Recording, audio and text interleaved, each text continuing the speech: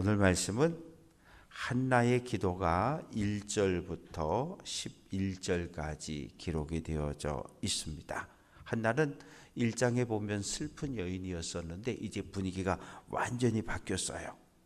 그래서 1절 내 마음이 여호와로 말미암아 즐거워하고 내 뿔, 이 뿔이라고 하는 것은 권세, 명예를 이야기하는데 땅바닥에 떨어졌던 내 명예가 자존심이 하나님께서 나를 높여주셨다는 거예요. 그러면서 1절 끝부분에 내가 주의 구원으로 말미암아 기뻐한다.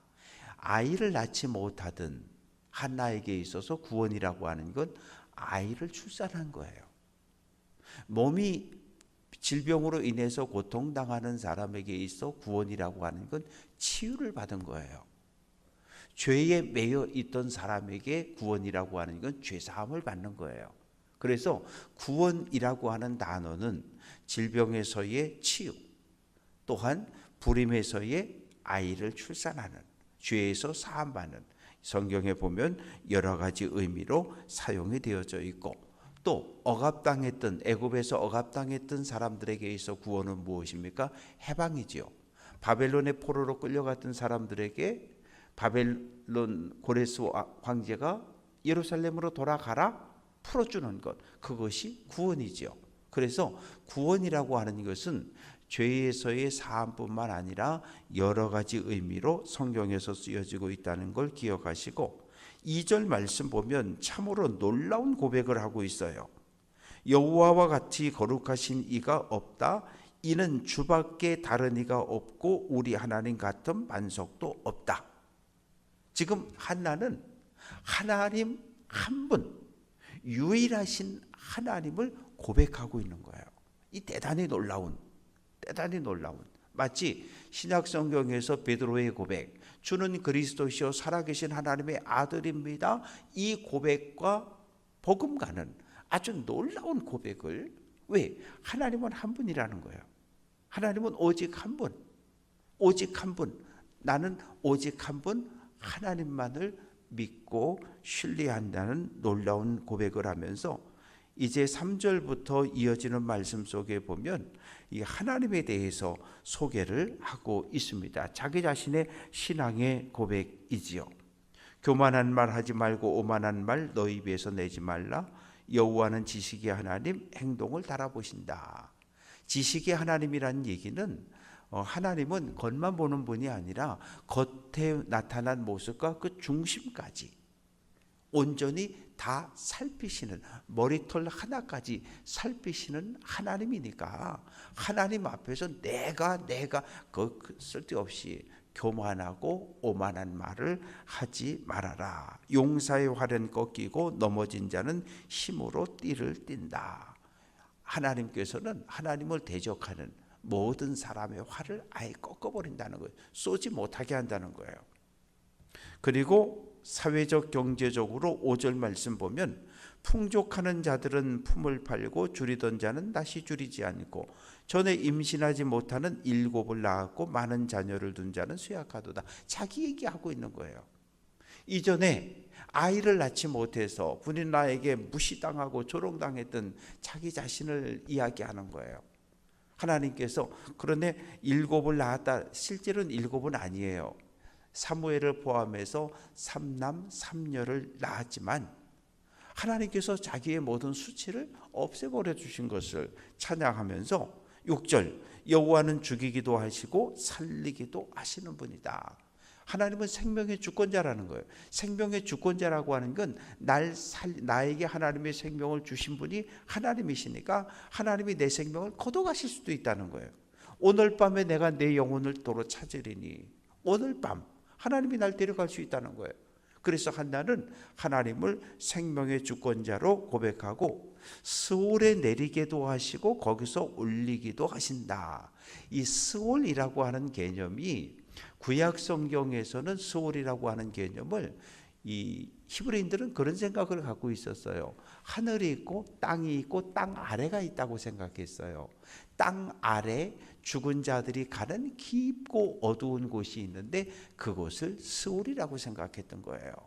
그래서 하나님은 땅 아래 깊은 죽은 자들이 간 그곳에 있는 사람들을 다시 끌어올리기도 할 수 있는 그러한 능력의 하나님이시고, 7절 가난하게도 하시고 부하게도 하시고 낮추기도 하시고 높이기도 하시고, 8절 그 부분에 보면 땅의 기둥들은 여호와의 것이라 여호와께서 세계를 그 위에 세우셨도다.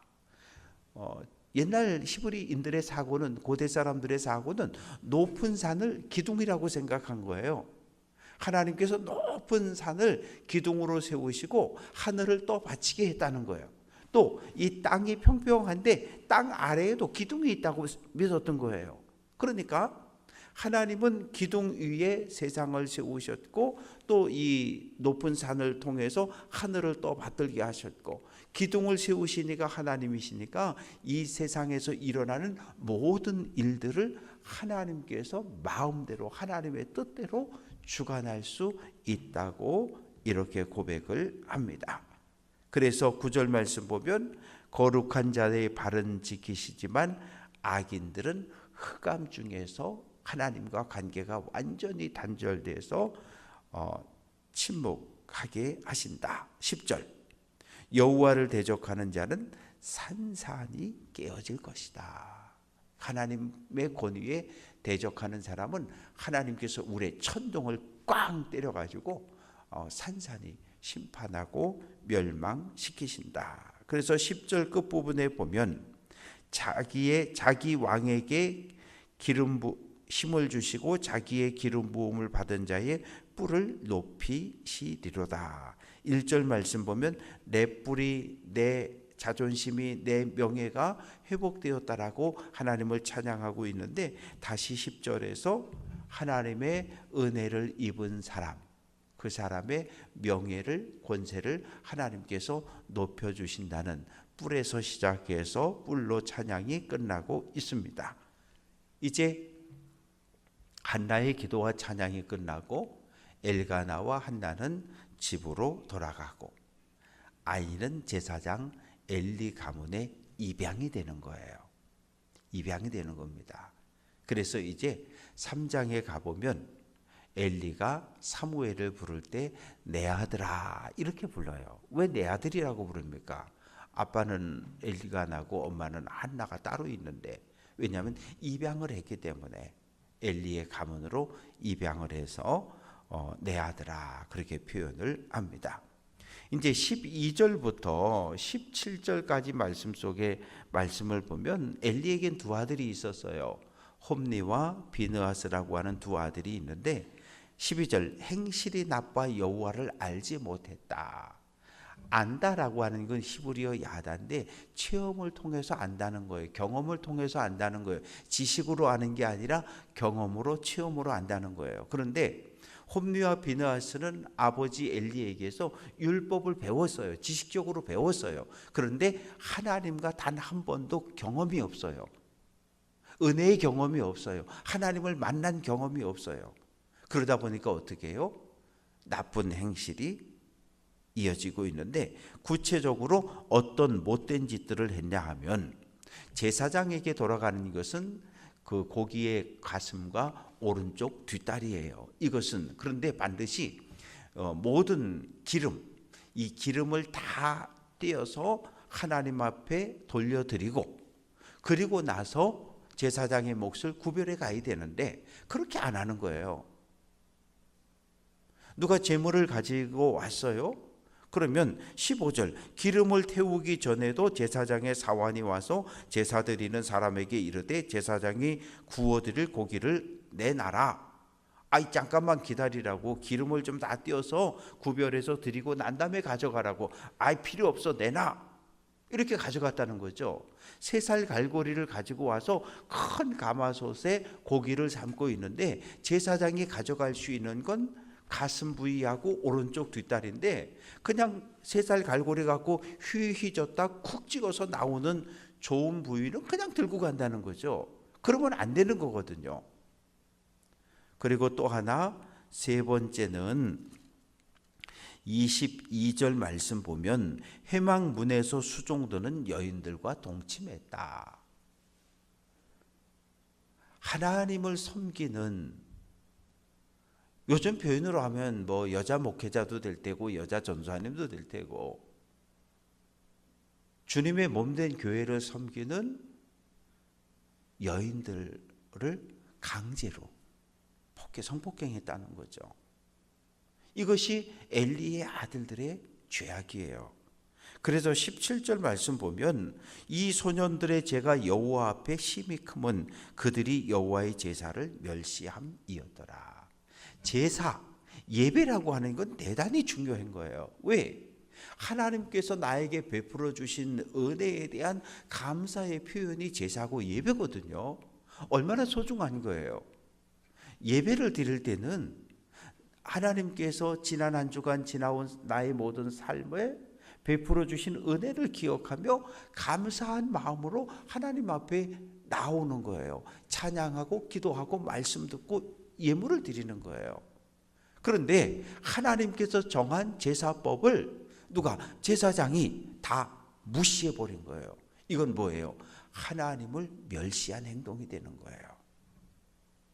반대로 18절부터 21절까지 말씀 속에 보면 사무엘은 어렸을 때라고 하는 것은 나이로 볼 때 12살 아래를 이야기합니다.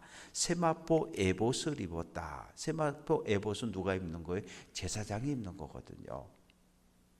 엘리 가문에, 정확하게 말하면 엘가나는 레위인이지만 고핫의 자손이지만 제사장은 아니에요. 왜? 누가 제사장입니까? 아론의 직계 후손들만 제사장이 되는 거거든요. 엘리는 아론의 직계 후손이에요. 그러니까 제사장 자격이 있어요.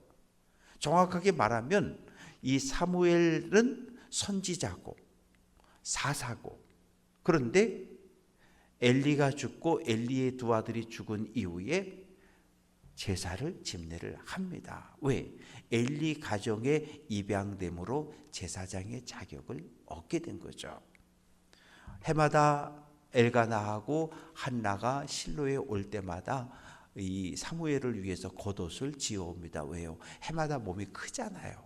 그러니까 해마다 옷을 한두 벌씩 해서 가져다 주었고, 20절 말씀 보면 엘리가 엘가나와 한나를 보면서 축복하는 거예요.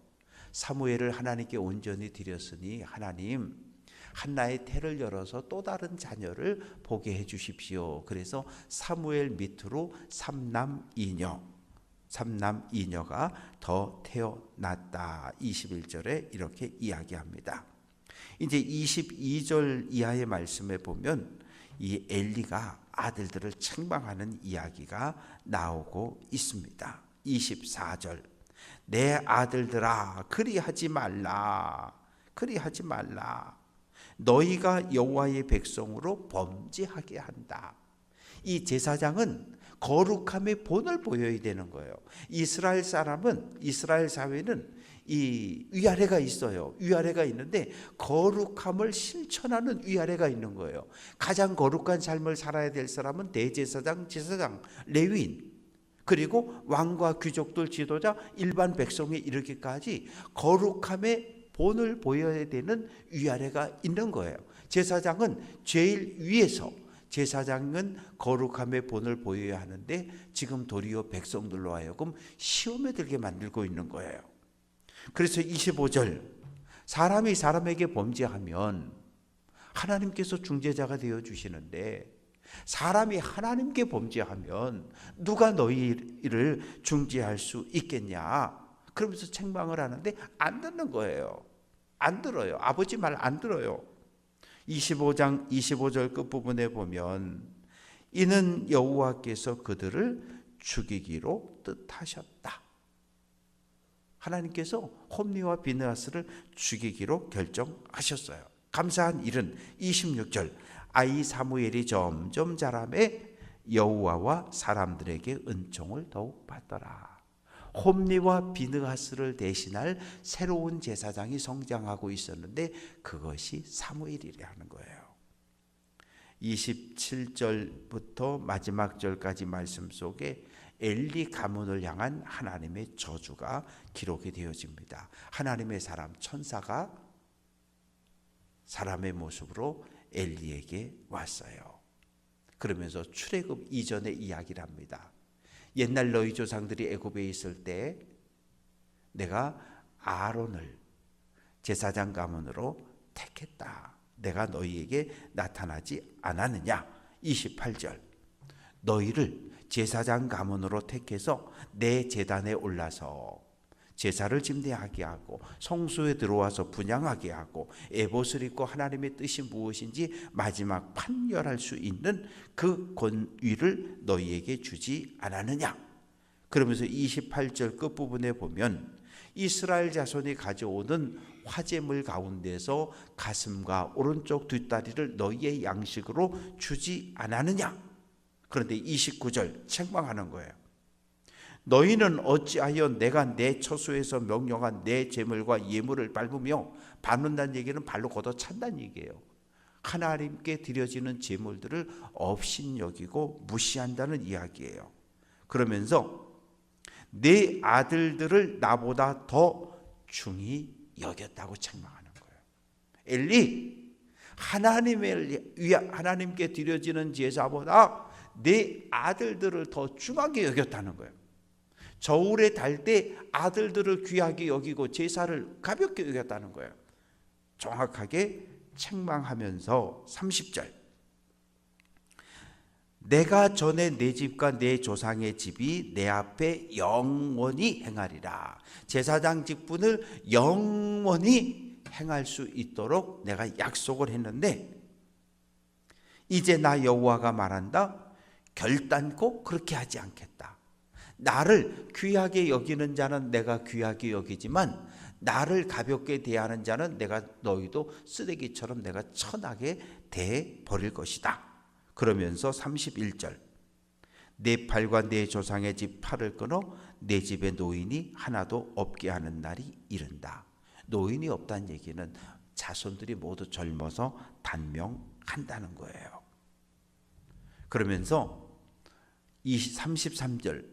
내 제단에서 내가 끊어버리지 아니할 네 사람 엘리야, 내 후손 가운데 한둘은 노인이 되어서 살 건데 사는 게 고통일 거다. 왜? 자손들이 아버지 앞서가는 그 모습을 보면서 고통스러운 노년을 살아야 하기 때문에요. 33절에서 다시 한번 끝부분에 내 집에서 출산되는 모든 자가 젊어서 죽을 것이다. 그러면서 34절에 내 두 아들 홈리와 비느하스가 한날에 죽는다는 거예요. 전쟁에 나가서 죽잖아요. 그것이 표징이 된다는 거예요. 하나님께서 엘리 가문을 심판하는 보증수표가 될 거라는 거예요. 분명히 심판을 한다고 선언하면서 35절. 내가 나를 위하여 충실한 제사장을 일으킬 것인데 사무엘을 세우겠다는 거예요. 사무엘은 오직 하나님의 마음, 하나님의 뜻대로 행할 거라는 거예요.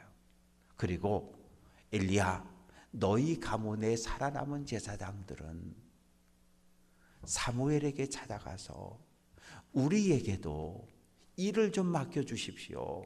성소에 들어가 분향하는 일도 할 수 없고 제물을 드리는 일도 할 수 없고 중보기도를 드리는 일도 할 수 없고 쓰레기 버리고 도살하고 뭔 허접한 일이라도 좀 하나 주어서 우리가 제사장의 몫으로 살아갈 수 있도록 우리에게 먹을 것을 달라고 청하는 그때가 올 거라는 거예요. 그런데 이것이 역사 속에 그대로 이루어집니다. 엘리의 두 아들 홈리와 비느하스가 전쟁에 나갔다가 둘 다 한꺼번에 죽고 언약궤를 빼앗겼습니다. 전쟁에 패했습니다. 당신의 두 아들이 죽었습니다. 그 소리를 듣고 엘리는 뒤로 넘어져 목이 부러져 죽고 며느리는 아들을 출산하고 이가봇 하나님의 영광이 떠났다고 소리치고 죽고 사울왕 시대에 돕당에 살고 있던 엘리 제사장 가문의 85명의 제사장이 한날 떼죽임을 당하고 참 무서운 일이에요. 하나님의 심판과 저주의 말씀이 엘리 가문과 그 후손들에게 그대로 이루어집니다. 말씀을 정리합니다. 한나, 마음이 슬프고 아픈 여인이었지만 하나님께서 태를 열어주심으로 하나님을 찬양하고 기뻐 춤추는 구원받은 여인으로 바뀌었어요. 엘리는 아들들에게 생명을 물려줬지만 믿음을 물려주지 못했어요. 그래서 결국은 아버지도 자녀들도 모두 하나님의 책망과 심판을 받고 맙니다. 하나님은 기다리셔요. 누가 성장할 때까지, 일꾼이 성장해 올 때까지. 일꾼이 없다? 아니요. 하나님은 또 다른 일꾼이 성장해 오기를 기다리셔요. 우리 교회를 이끌어갈 다음 세대가 세워지기를 기대하고 계신 거죠. 바라고 소망하는 것은 오늘 한 날 이 말씀들을 마음판에 새기고 나 자신을 돌아보며 예수님의 고난을 묵상하며 믿음의 길을 잘 달려갈 수 있는 귀한 성도들 될 수 있기를 주님의 이름으로 축원합니다.